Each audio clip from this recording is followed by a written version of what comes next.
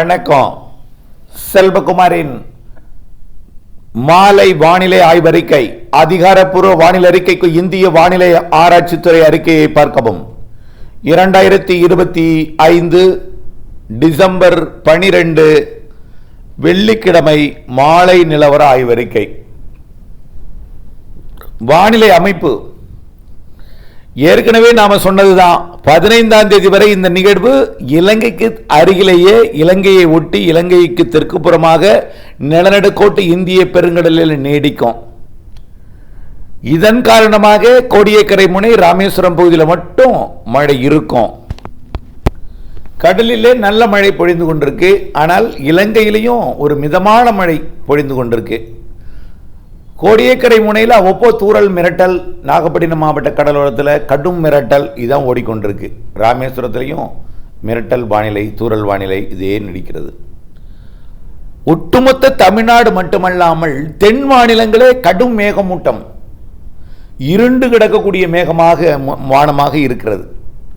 இவற்றுக்கெல்லாம் என்ன காரணம்? ஒன்றே ஒன்றுதான், வேற எந்த தகவலுமே இதில் சொல்வதற்கு இல்லை. நிகழ்வு எங்கே இருக்கிறது, சுற்றுப்புற காற்று எப்படி இருக்கிறது, எந்த வழியாக இருக்கிறது, இரு காற்று இணைந்தால் மழை, எந்த காற்று கூடுதலாக இருக்கிறதோ அதை பொறுத்து வானிலையின் மாற்றம் ஏற்படும். அதாவது மழை பொழிவில் மாறுதல் ஏற்படும். மழை பொழிவு கண்டிப்பாக உண்டு. 16, 17, 18 16, 17, 18 மழை. கிறிஸ்துமஸுக்கு பிறகு வலுவான நிகழ்வு, மாற்றம் இல்லை. இலங்கை கடந்து தென் தமிழ்நாடு வழியாக அரபிக்கடல் நகரக்கூடிய நிகழ்வு இலங்கைக்கு அச்சுறுத்தல் கொடுக்கும், மீண்டும் ஒரு பாதிப்பையும் ஏற்படுத்தும். தென் தமிழ்நாடு மற்றும் அனைத்து மாவட்டங்களுக்கும் நிறைய மழை, அதில் எந்த மாற்றமும் நம்ம செய்யவே இல்லை. இந்த தலைப்புச் செய்தியை திரும்ப திரும்ப திரும்ப சொல்லிட்டே இருக்கேன். இது மட்டுமா? இந்த நிகழ்வு கிறிஸ்துமஸுக்கு பிறகு வரக்கூடிய நிகழ்வு ஜனவரி 3ஆம் தேதி 4ஆம் தேதி வரை கொடுக்கும். பிறகு ஒரு 2 நாள், ஒரு 6, 7, 8 தேதி வரைக்கும் கொஞ்சம் இடைவெளி கொடுத்து மீண்டும் பொங்கலுக்கும் மழை, பொங்கலுக்கும் மழை, பொங்கலுக்கும் மழைன்னு நீண்ட கால அறிக்கையிலே இருக்கு. பொங்கல் நாளிலேயே மழை தான். சரியாக அந்த பொங்கல் நாள் எல்லாமே மழையில தான் இருக்கும் நிகழ்வு காலம். அடுத்தபடியாக பார்த்தீங்கன்னா பொங்கல் முடிஞ்சு 2 நாள் இடைவெளி இருக்கும், மீண்டும் குடியரசு தினம் வரைக்கும் மழை. நம்ம அதுதான் சொல்லியிருக்கோம். ஜனவரி 26 வரை மழை. ஆக ஜனவரியில் 3 நிகழ்வு, டிசம்பர் இறுதியில் ஒரு நிகழ்வு. இந்த டிசம்பர் இறுதி நிகழ்வு இன்னும் அறிவிக்கப்படவில்லை. கண்டிப்பாக ஊடகங்கள், அதாவது உலக வானிலை வரைபடங்கள், மாதிரிகள் எல்லாம் விரைவிலே ஒரு அறிவிப்பாக உங்களுக்கு, ஒருமித்த கருத்தாக உங்களுக்கு வந்து சேரும். எனக்கு நம்பிக்கை இருக்கிறது.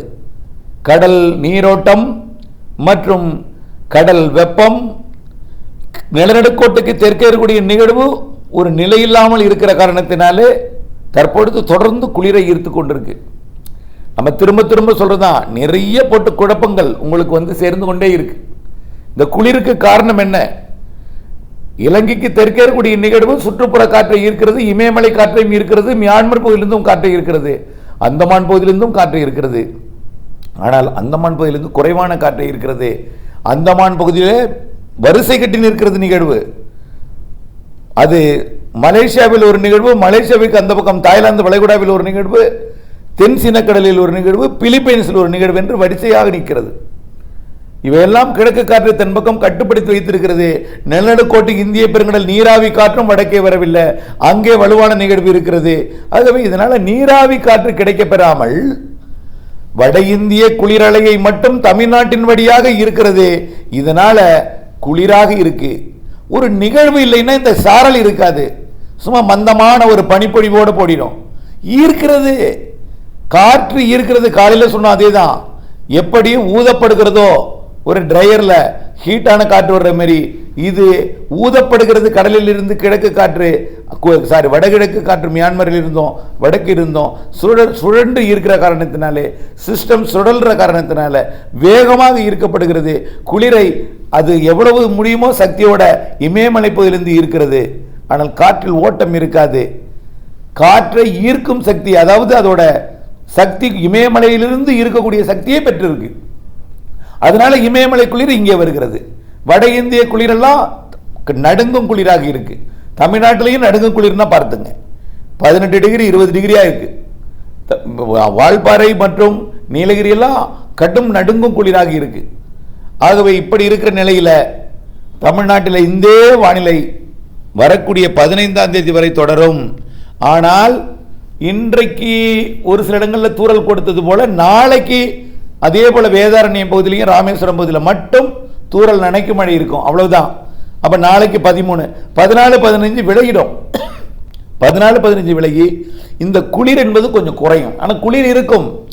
இந்த அளவுக்கு நடுங்கும் குளிராக இல்லாமல் 14, 15 கொஞ்சம் குளிர் குறையும். இந்த குளிர் குறையும் பொழுது கிழக்கு காற்று உள்ளே நுழையும். ஏன்னா அடுத்த நிகழ்வு தான் கிழக்கு காற்று அங்கே தடுத்து வச்சிருக்கு, மலேசியாவோடய நிற்குது. அது வரும்பொழுது அப்படியே அந்த காற்றை நம்முடைய தமிழ்நாட்டின் தரை மீது ஏற்றும். 16, 17 கிழக்கு காற்று ஏற, கிழக்கு காற்று நீராவியும் தமிழ்நாட்டில் இருக்கக்கூடிய குளிர்ந்த சீதோஷ நிலையும் நீராவி நீராக மாறி தமிழ்நாட்டில் மழைப்பொழிவை கொடுக்கும். தெற்கே தான் கூடுதல் மழை இருக்கும். டெல்டாவுக்கு தெற்கே கூடுதல் மழை. தென்கடலோரம் கனமழை இருக்கு. தென் மாவட்ட மேற்கு தொடர்ச்சி மலை கனமழை இருக்கு. தென் மாவட்ட உள்பகுதி ஆங்காங்கே சற்று கனமழையும் இருக்கும். டெல்டாவிற்கும் மிதமானது முதல் சற்று கனமழை இருக்கும். மேற்கு தொடர்ச்சி மலை மாவட்டங்கள், மேற்கு மாவட்டங்களில் மிதமான மழை இருக்கும். கர்நாடக எல்லையோரம் மட்டும்தான் லேசான மழை, சாரல் மழை, தூறல் மழை இப்படி இருக்கும். ஆந்திர எல்லையோர மாவட்டத்தில் லேசான மிதமான மழை இருக்கும். சென்னை உட்பட மழை இருக்கும். 16, 17. சரி, அடுத்தது மீண்டும் குளிர் வந்துடும். 18ஆம் தேதி லேசா இருக்கும். 19, 20, 21, 22, 23, 24, 25ஆம் தேதி வரைக்கும் மீண்டும் குளிர். இடையில மீண்டும் 2 நாளைக்கு கோடியக்கரை முனையிலையும் ராமேஸ்வரத்திலையும் லேசான ஒரு மழை இருக்கும். இந்த 25ஆம் தேதி கடந்துட்டுனா கிறிஸ்மஸுக்கு பிறகு நிகழ்வு வருகை வந்துடும். அந்த நம்பிக்கையை உங்களுக்கு கொடுக்கக்கூடிய மாதிரிகள் உங்களுக்கு காட்டிட்டுனா நம்பிக்கையாக இருப்பீங்க. அந்த மாதிரிகள் விரைவிலே உங்களுக்கு காட்டும். பொறுத்திருந்து பாருங்கள். நீங்கள் கைவசம் வைத்திருக்கக்கூடிய செயலிகள் இன்னும் காட்டப்படவில்லை. அதனால தான் நான் சொல்வது உங்களுக்கு நம்பிக்கை ஏற்படவில்லை. பொறுமையாக இருங்கள். இன்னும் ஒரு 2-3 நாட்களுக்குள்ளாகவே காட்டிவிடும் நிகழ்வு வருகையை. அது வலுவான நிகழ்வாக இருக்கும். இலங்கை கடந்து, தென் தமிழ்நாடு கடந்து, மன்னார் விளைகுடா பாக்ஜல சிந்தி ஊடாக பயணித்து தென் தமிழகம் கடந்து அரபிக்கடல் போகும் பொழுது அனைத்து மாவட்டங்களுக்கும் மழை தரும். மிக கனமழை, அதிகனமழை, அதீத மழை பொழிவெல்லாம் காத்திருக்கிறது. இது ஆந்திர பிரதேசத்துக்கும் கொடுக்கணும்னு சொல்லியிருக்கிறோம், ஒடிசாவிற்கும் கொடுக்கணும்னு சொல்லியிருக்கிறோம், வடகிழக்கு மாநிலங்களோட தெற்கு பகுதிக்கும் கொடுக்கணும்னு சொல்லியிருக்கிறோம், மேற்கு வங்கத்துக்கும் கொடுக்கணும்னு சொல்லியிருக்கிறோம், தெற்கு கர்நாடகா, கேரளா, காரைக்கால், மாகே, ஏனாம் எல்லாமே கொடுக்கும். தமிழ்நாட்டிற்கும் இலங்கைக்கும் அதிக மழை இருக்கு. ஆக கிறிஸ்மஸுக்கு பிறகு ஜனவரி மாதம் 4ஆம் தேதிக்குள்ள 5ஆம் தேதிக்குள்ளர 26 உருவாகி நெருங்கி வந்துட்டு இருக்கோம். 27 இன்னும் கொஞ்சம் நெருங்கும். 28 மழையை தொடக்கிறோம். 28 டிசம்பர் 28, 29, 30, 31, ஜனவரி 1, 2, 3, 4, 5 தேதி வரைக்கும் இருக்கும் மழை. இது அரபிக்கடலுக்கு போயும் கிழக்கு காற்றை எடுத்துக்கொண்டு மழை பொழிவை கொடுக்கும். மீண்டும் 3 நாள் அடைத்துக்கொண்டு தொடர்ச்சியாக பெய்யக்கூடிய மழை காத்திருக்கிறது. மீண்டும் 3 நாள் இருக்கு பாருங்க. நிச்சயமாக மாதிரிகள் காட்டும். அப்போ எல்லாமே திரும்பும் நம்பக்கம். எல்லாமே பொறுத்திருந்து வாருங்கள். எல்லாமே இலங்கை அருகே இருக்கக்கூடிய வலிமையான கடல் நீரோட்டம் எல்லாவற்றையும் கொண்டு வரும். வெப்ப உயர்வும் கொண்டு வரும். வளிமண்டலத்தில் இருக்கக்கூடிய இந்த குளிர் விலகும். நிலநடுக்கோட்டை இந்திய பெருங்கடலில் இருக்கக்கூடிய காற்றை, குளிர்காற்றை தெற்கு நோக்கி ஈர்க்கக்கூடிய அமைப்பு மாறி குளிர்காற்றை ஈர்க்கும் அமைப்பு என்பது மாறி வழங்கும் அமைப்பாக, நீராவி காற்றை வழங்கும் அமைப்பாக நிலநடுக்கோட்டுக்கு வடக்கே நமது தமிழ்நாடு இலங்கை பகுதியை நோக்கி வர இருக்கக்கூடிய நிகழ்விற்கு அது நீராவியை அனுப்பும். அதேபோல அளவான குளிர் வரும். அது மழைப்பொழிவுக்கு சாதகமாக அமையும். ஆக 26க்கு மேல் 5ஆம் தேதிக்குள் ஒரு நிகழ்வு, 9லிருந்து 17ஆம் தேதிக்குள்ள ஒரு நிகழ்வு ஜனவரி, அப்புறம் 17, 18, 21லிருந்து 27க்குள் ஒரு நிகழ்வு 26ஆம் தேதி ஜனவரி 26 வரைக்கும் 3 நிகழ்வு ஜனவரியில் இருக்குது. இதில் ஒன்று சேர்த்தா இதுலேயே அரபிக்கடல் போகிறது 2ஆக கூட பார்க்க வேண்டியிருக்கு. ஜனவரி முதல் வாரம் 1, 2வது வாரம் 3வது வாரம் பார்க்க வேண்டியிருக்கு. பொங்கலுக்கும் மழை உண்டு. ஆக ஏரி குளங்கள் நிரம்பவில்லையே, மழை பெய்யவில்லை என்று இன்னும் கைபேசி அழைப்பு வந்து கொண்டிருக்கு. நிறைய வானிலை தகவல்லாம் உங்களுக்கு சைடு எஃபெக்ட் கொடுத்துட்டு இருக்கு. மழை பெய்யாது, நம்ப வேண்டாம், மழை பெய்யாதுன்னு பொறுத்திருந்து பாருங்கள், பொழியும். ஆகவே மழை முடியவில்லை. மீண்டும் ஒரு மழை காலம் தொடங்கும். குளிர்காலம் இடைக்காலமே 16, 17 கொஞ்சம் மழை பொழிவை கொடுத்துட்டு மீண்டும் குளிர் வந்தாலும் கிறிஸ்மஸுக்கு பிறகு முற்றிலுமாக மாறிவிடும். பிறகு குளிர் வரவே வராது. அது மழையாக இருக்கும். இலையில சில நாட்கள் இடைவெளி கொடுக்கும் பொழுது அந்த நாட்கள் மழை இருக்கும்.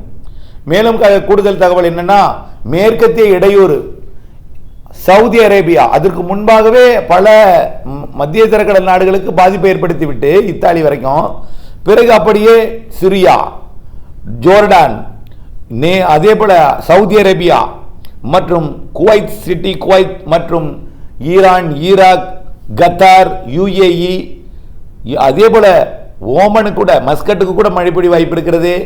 அதே போல ஆப்கானிஸ்தான், பாகிஸ்தான், அப்படியே இமயமலை பகுதிக்கு பாருங்க. இந்த மாசம் கடைசியில் பாருங்க, நம்ம அறிவிக்கப்பட்டிருக்கூடிய இந்த கிறிஸ்துமஸ் நியூ இயர்க்கெல்லாம் இடையே இப்பிலிருந்து ஆரம்பிச்சிடும். இன்னும் இந்த 16ஆம் தேதியிலிருந்தே உங்களுக்கு நிகழ்வுகள் வர ஆரம்பிச்சிடும். மேற்கத்திய இடையூறு வலுவாக இமயமலை பகுதியில் எல்லாம் நிலச்சரிவு, சரி மன்னிக்கவும், பனிச்சரிவை ஏற்படுத்தும்.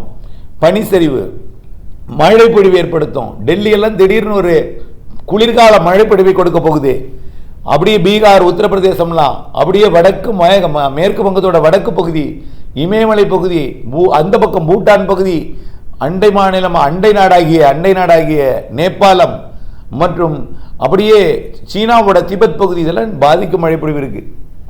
அடுத்தபடியாக பார்த்தீங்கன்னா சவுதி அரேபியா மற்றும் ஈரான், ஈராக், குவைத், இதுக்கு தான் நிறைய மழை பொழிவு. பாருங்கள், பொறுத்திருந்து பாருங்கள், செய்தி வரிசையாக வரும். ஆகவே மழை பொழிவு அந்த நேரத்தில் தான் குளிரும் குறையும். மழை பொழியும் பொழுது குளிர் வருகை குறையும். நிலநடுக்கோட்டு இந்திய பெருங்கடல் நிகழ்வு இல்லாமல் நிகழ்வு நீராவியை அனுப்பும். ரெண்டு பக்கம் ரெண்டு சாதகமாக இருக்கும். நிலநடுக்கோட்டு இந்திய பெருங்கடலும் சாதகமாக இருக்கும், வடக்கிலிருந்து வரக்கூடிய குளிர் கட்டாயிரும். ஆகவே ரெண்டு பக்கத்தில் இருந்தும் சாதகம் கொடுத்து அது நிகழ்வை தீவிரப்படுத்தும், மழை பொழிவை அதிகப்படுத்தும். ஆக மீண்டும் மழைக்காலம் இருக்கிறது, இடைக்கால குளிர் விலகும். பொறுத்திருந்து பாருங்கள். நான் நிறைய பேர் மழை வேண்டி தான் கிட்டத்தட்ட 55-60% மாவட்டங்களில் மழை ஏரி குளங்கள் நிரப்பலங்கிற ஒரு கவலை. ஒரு 25% பகுதிகளில் இன்னும் தண்ணி கொஞ்சம் கொடுத்தால் போதும் அப்படிங்கிறாங்க. சில பகுதிகளில் 10-15% மட்டும்தான் போதுங்கிறாங்க. ஆனால் மழை வேண்டும் என்று தான் நிறைய இடங்கள் இருக்குது. நம்பிக்கையுடன் இருக்கலாம், மழை வரும், மழை பொழியும். 16-18க்கு அடுத்த அப்புறம் கிறிஸ்மஸிலிருந்து ஜனவரி 26 வரை நம்ம ஏற்கனவே இந்த நிகழ்வெல்லாம் சாதாரண நிகழ்வாக தான் இருக்குன்னு சொன்னோம். ஆனால் கொஞ்சம் உள்ளே முன்னேறும் என்று எதிர்பார்த்தோம். ஆனால் கோடியக்கரை முனை ராமேஸ்வரத்தை ஒட்டி தாண்டி இலங்கையை தாண்டி மேலே வரல, குளிரை மட்டும் ஈர்த்து கொண்டிருக்கிறது. இணைந்தே இருங்கள் அப்டேட்ஸுடன். நன்றி.